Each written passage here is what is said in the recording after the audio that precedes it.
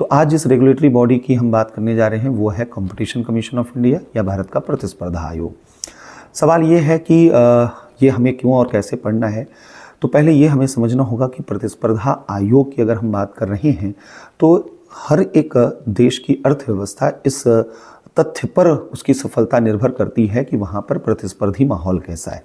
अगर केवल 1, 2, 4 कुछ चुनिंदा कंपनियां ही वहाँ पर आर्थिक गतिविधियों पर एकाधिकार कर लेंगी तो ऐसी स्थिति में वहाँ औद्योगिक विकास की परिस्थितियाँ और व्यवसाय अनुकूल माहौल जो होता है वो निर्मित नहीं हो पाता है। देश में आर्थिक गतिविधियाँ अधिक से अधिक होती हैं, अधिक प्रतिस्पर्धा होती है तो बेहतर उत्पाद आते हैं, बेहतर गुणवत्ता हमें मिल पाती है।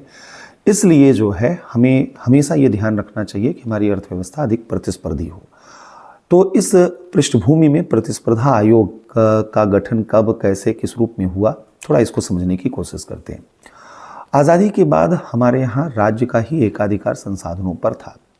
लाइसेंस राज का यह दौर था कि जहाँ पर निजी क्षेत्रों को कई क्षेत्रों में प्रतिबंधित किया गया था काम करने से, और जिन क्षेत्रों में अनुमति दी भी गई थी वहाँ पर हर एक क्षेत्र में कहीं न कहीं राज्य से अनुमति लेनी पड़ती थी। तो राज्य का बहुत ज़्यादा हस्तक्षेप आर्थिक गतिविधियों में था।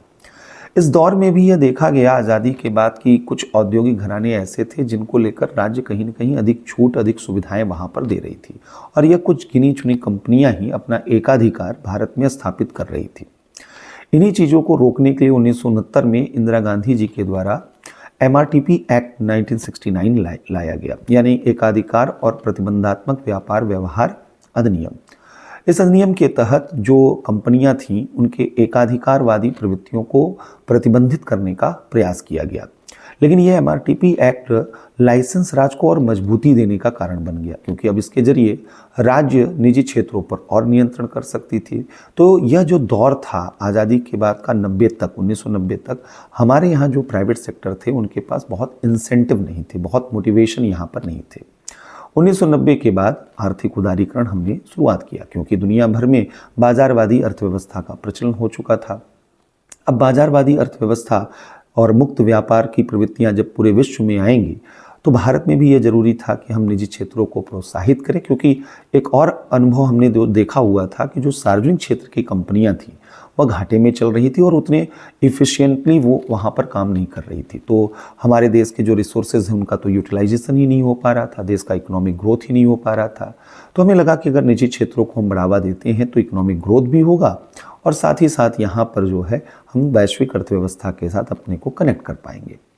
बहरहाल जब 90 के बाद निजीकरण यहाँ पर आया और निजी क्षेत्रों को हमने बढ़ावा दिया तो हमने कहा हमारे देश में उद्यमशीलता की संस्कृति नहीं थी। ऐसा नहीं था कि यहाँ पर जो है हर कोई व्यक्ति वह व्यवसाय करना चाहता हो, उद्योगों की स्थापना करना चाहता हो, क्योंकि वह जोखिम लेने की क्षमता, वह पूंजी की जो ज़रूरत थी और उस तरीके का जो कौशल होना चाहिए वो अधिकांश लोगों में उस तरीके का नहीं था। तो इस दौर में भी कुछ निजी क्षेत्र ऐसे गिने चुने कंपनियां थी जिनका प्रभाव देखा गया। ऐसे में राघवन कमेटी ने एक अनुशंसा दी और उसी अनुशंसा के आधार पर वर्ष 2002 में प्रतिस्पर्धा अधिनियम बनाया गया, और इसका उद्देश्य यही था कि देश में एक ऐसा प्रतिस्पर्धी संस्कृति का विकास किया जाए कि जहां पर हर एक निजी क्षेत्र की कंपनियां वह मोटिवेटेड फील करें और वो पार्टिसिपेट करें आर्थिक गतिविधियों में। और इसी अधिनियम के तहत 2003 में प्रतिस्पर्धा आयोग का गठन किया गया। हालांकि प्रतिस्पर्धा आयोग पूरी तरीके से वह फंक्शनल तब हो पाया जब 2009 में हमारे यहाँ एंटी जो कॉम्पिटिटिव एग्रीमेंट और एब्यूज़ ऑफ डोमिनेंट पोजीशन जैसे प्रावधानों को नोटिफाई किया गया, उनका अधिसूचना जारी किया गया। तब से प्रतिस्पर्धा आयोग सही मायने में वैधानिक अधिकार प्राप्त किया और यहाँ से उसने अपना कार्य करना शुरू किया वर्ष 2009 में। यहाँ मैंने दो शब्दों का इस्तेमाल किया, एंटी कॉम्पिटिटिव एग्रीमेंट और एब्यूजेस ऑफ डोमिनेंट पोजीशन। मतलब ये है कि जो प्रतिस्पर्धा विरोधी समझौते किए जाते थे कि कंपनियां आपस में मिलके 3-4 कंपनियां वो ये समझौता कर लेती थी कि भाई हम जो है वह अर्थव्यवस्था पर हम ही लोगों का नियंत्रण बना रहे। और दूसरा जो डोमिनेंट पोजीशन, कुछ कंपनियां ऐसी होती थी जो प्रभुत्व की स्थिति में किसी क्षेत्र में रहती थी, तो वो ये चाहती थी कि उनका जो डोमिनेंट पोजीशन है उसका फ़ायदा उठाकर वो अपनी मोनोपोली को हमेशा बनाए रखें। अब इसका परिणाम क्या होता है कि जो नई कंपनियां हैं, नए उद्यम हैं, उनका विकास ही नहीं हो पाता है, संसाधन कुछ गिने चुने लोगों के हाथों में आ जाता है। और अगर ऐसा होगा तो हमने जैसा कहा कि इससे केवल ऐसा नहीं कि संसाधनों का केंद्रीकरण होगा, बल्कि आर्थिक गतिविधियों में बहुत ज़्यादा विकास नहीं दिख पाता है। बहरहाल इन्हीं चीज़ों को ध्यान में रखकर हमने जैसा कहा कि प्रतिस्पर्धा आयोग जो है उसको प्रभावी बनाया गया। एक और यहाँ पर महत्वपूर्ण बिंदु ये है कि प्रतिस्पर्धा संशोधन अधिनियम 2007 में एक कॉम्पिटिटिव अपीलेट ट्रिब्यूनल का भी प्रावधान किया गया था कि प्रतिस्पर्धा आयोग का कोई भी अगर कार्यवाही होगा तो उसके खिलाफ आप जो है प्रतिस्पर्धी जो अपीली न्यायाधिकरण है वहाँ पर आप जाकर अपील कर सकते हैं। लेकिन 2017 में इसे परिवर्तित कर दिया गया, प्रतिस्थापित रिप्लेस कर दिया गया, क्योंकि नेशनल जो कंपनी लॉ ट्रिब्यूनल का गठन कर दिया गया। तो national company law tribunal NCLT के बाद से अब जो भी अपील होती है प्रतिस्पर्धा आयोग के एक्शन के अगेंस्ट, वो आप NCLT पे करते हैं। अब आते हैं प्रतिस्पर्धा आयोग की संरचना, थोड़ी सी समझते हैं। प्रतिस्पर्धा आयोग में एक चेयरपर्सन और 6 अन्य सदस्य हो सकते हैं। इनकी नियुक्ति केंद्र की सरकार के द्वारा किया जाता है।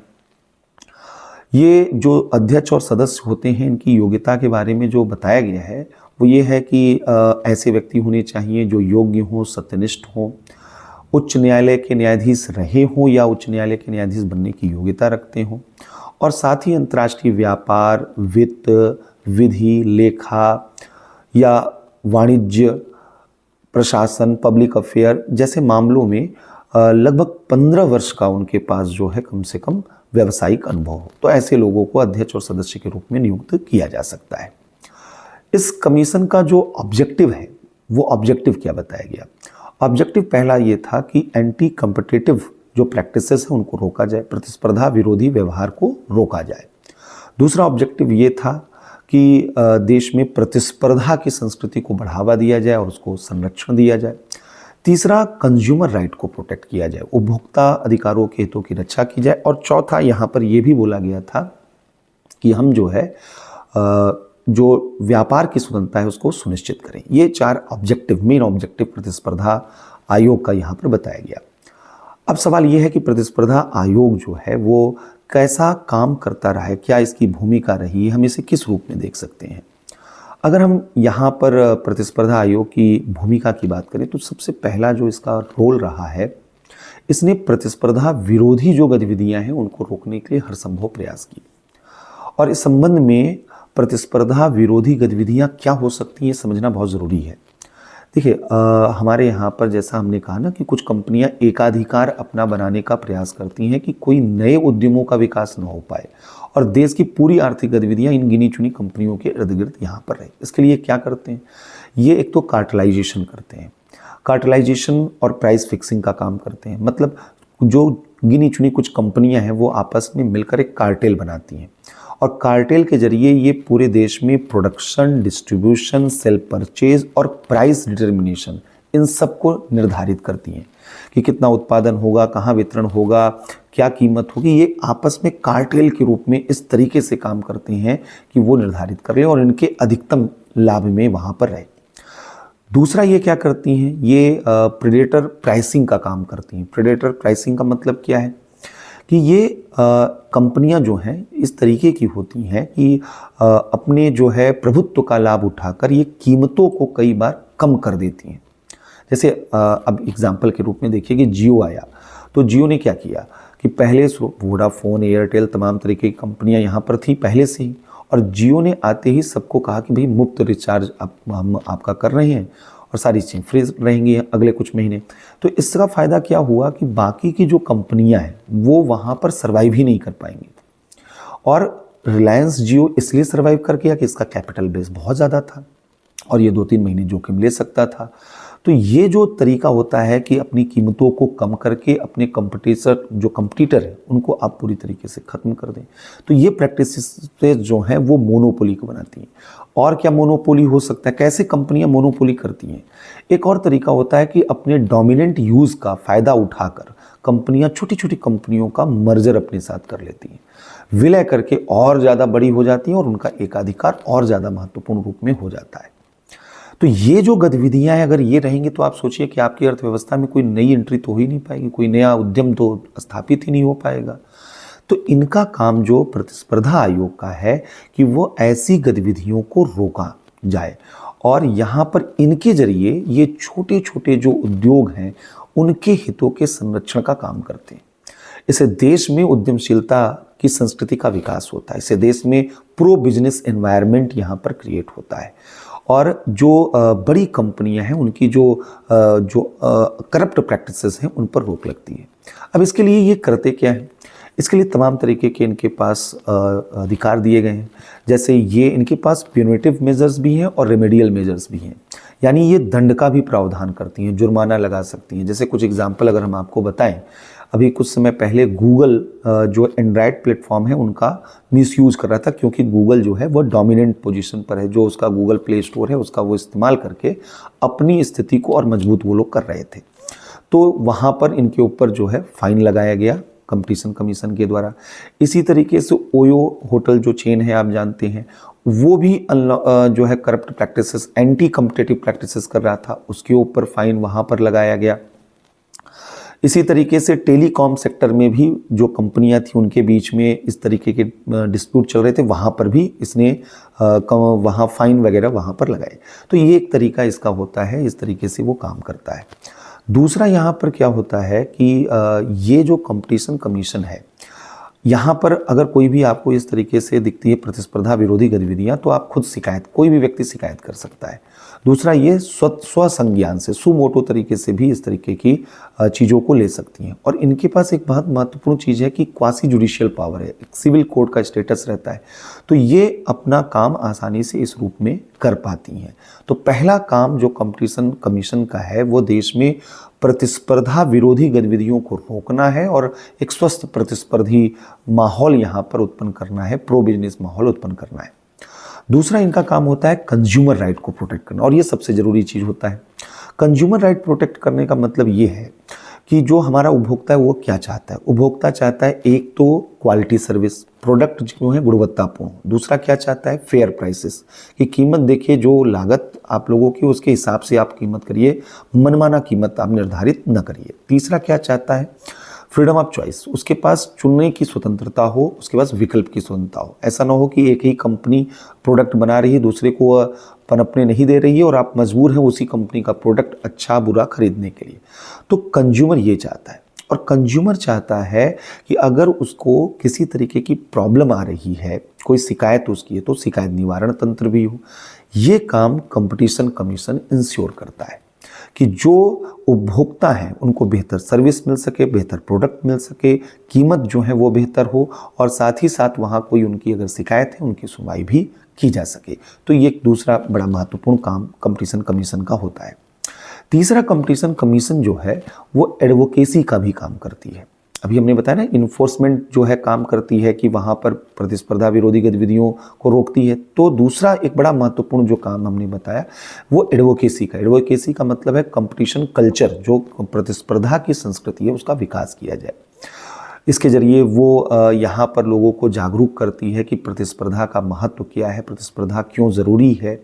इस दिशा में वो लगातार सेमिनार करती है, लगातार वह लोगों को प्रशिक्षित वहाँ पर करती है, विभिन्न उद्योगों के बीच में जो है वो बेहतर मैसेजिंग करने का काम करती है कि जिससे कि प्रतिस्पर्धा का महत्व समझ में आए और प्रतिस्पर्धा की संस्कृति यहाँ पर विकसित हो पाए। चौथा यहाँ पर जो आयोग का काम है कि वो प्रतिस्पर्धा के क्षेत्र में अलग अलग अनुसंधान करती है अंतर्राष्ट्रीय स्तर पर, जो अच्छे प्रैक्टिसेस हैं कि जिससे कंपटीशन जो है कल्चर वो अच्छे से इवॉल्व हो सके, वो उनका रिसर्च करती है, स्टडी करती है और उनको भारत में इम्प्लीमेंट करने का प्रयास करती है। इसके साथ साथ इसका यह भी काम होता है कि देश के जो रिसोर्सेस हैं उनका इफिशिएंट यूटिलाइजेशन हो सके। इसके लिए भी जो है प्रतिस्पर्धा आयोग वह हर संभव प्रयास यहाँ पर करती है।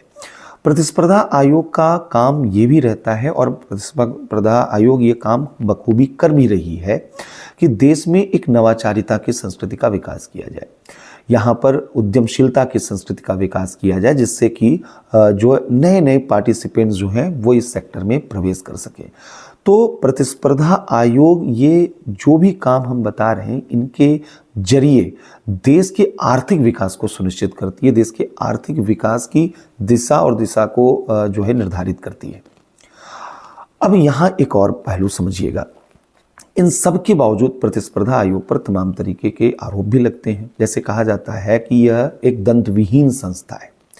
ऐसा इसलिए क्योंकि प्रतिस्पर्धा आयोग अगर कोई भी निर्णय लेता है, कोई भी एक्शन लेता है, तो आप सीधे उसके अगेंस्ट अपील कर सकते हैं नेशनल कंपनी लॉ ट्रिब्यूनल पर।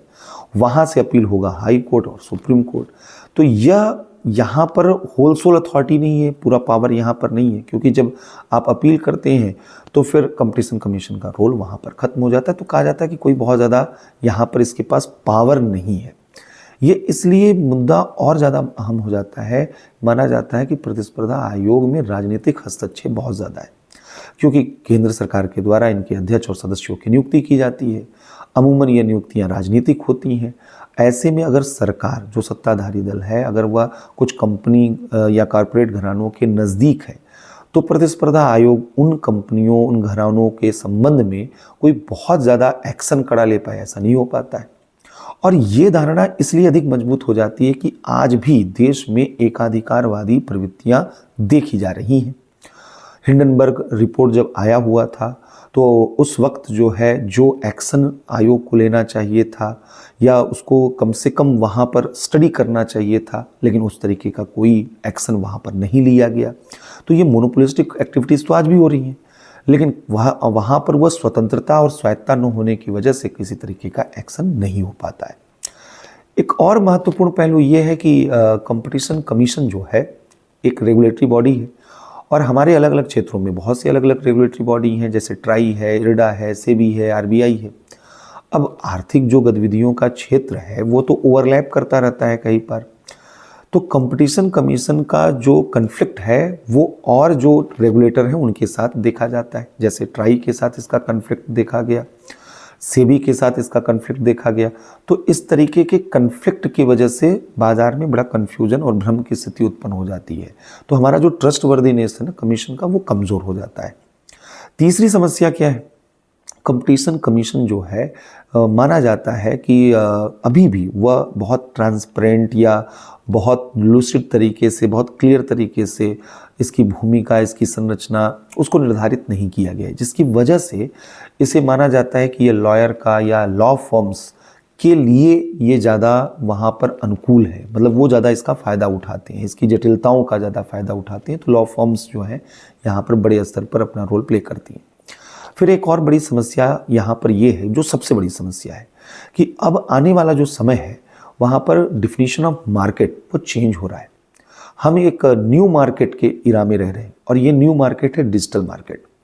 आज के दौर में ये देखा जा रहा है एआई का रोल लगातार तेज़ी के साथ बढ़ रहा है। ब्लॉकचेन से लेकर बिटकॉइन से लेकर तमाम तरीके की प्रैक्टिसेस जो हैं वो मार्केट में आ रही हैं। अब ऐसे में ये जो डिजिटल मार्केट है, ई कॉमर्स है, कंपटीशन कमीशन अभी तक क्लियर नहीं कर पाया कि वहाँ उसे अपनी भूमिका कैसे डिसाइड करनी। अब अगर ऐसा नहीं होगा तो वहाँ पर जो है ये क्षेत्र मेन डोमिनेटिंग क्षेत्र बनता जा रहा है, और वहाँ पर कंपटीशन कमीशन अभी भी कुछ नहीं कर पा रहा है। तो ये एक बड़ा गंभीर मुद्दा है, क्योंकि वहाँ जो कंज्यूमर हैं उनके इंटरेस्ट जो हैं वो प्रोटेक्टेड नहीं हो रहे हैं, और वहाँ पर भी कुछ कंपनियों की ही मोनोपोली। तो ये भी एक बड़ी समस्या के रूप में यहाँ पर देखा जा रहा है। फिर एक और महत्वपूर्ण बात है कि जो कंपटीशन कमीशन है वो जो प्लेयर हैं, प्राइवेट प्लेयर हैं, उनको निगरानी करता है और उनके ऊपर एक्शन लेता है। लेकिन कंपटीशन कमीशन अगर कोई गलत काम कर रहा है या अपनी भूमिका सही से नहीं निभा रहा है, इसकी अकाउंटेबिलिटी कौन इंश्योर करेगा? इसकी अकाउंटेबिलिटी इंश्योर करने के लिए कोई ऐसी अदर अथॉरिटी नहीं है जो इसको अकाउंटेबल बना सके। जैसे हमारे देश में मांग की जाती है कि एक सुपर रेगुलेटर बहुत से हैं, लेकिन ये सारे रेगुलेटर की जो कमियां हैं इनको देखने वाला एक सुपर रेगुलेटर हो जो इनको अकाउंटेबल यहाँ पर बनाए। तो प्रतिस्पर्धा आयोग के साथ भी ये समस्या यहाँ पर देखने को आती है। कुल मिलाकर इस पूरे डिबेट से एक बात अगर हम समझें, 2047 तक हम विकसित देश बनना चाहते हैं। विकसित देश बनने के लिए हमें अपनी आर्थिक समृद्धि को बढ़ाना होगा, और आर्थिक समृद्धि कुछ गिने चुने कंपनियों के जरिए नहीं होने वाला है कि एकाधिकार यहाँ पर हो। आप अमेरिका की बात करते हैं तो अमेरिका में 100 से अधिक साल पुराना प्रतिस्पर्धा कानून वहाँ पर बना हुआ है और वहाँ प्रतिस्पर्धा का माहौल बना हुआ है।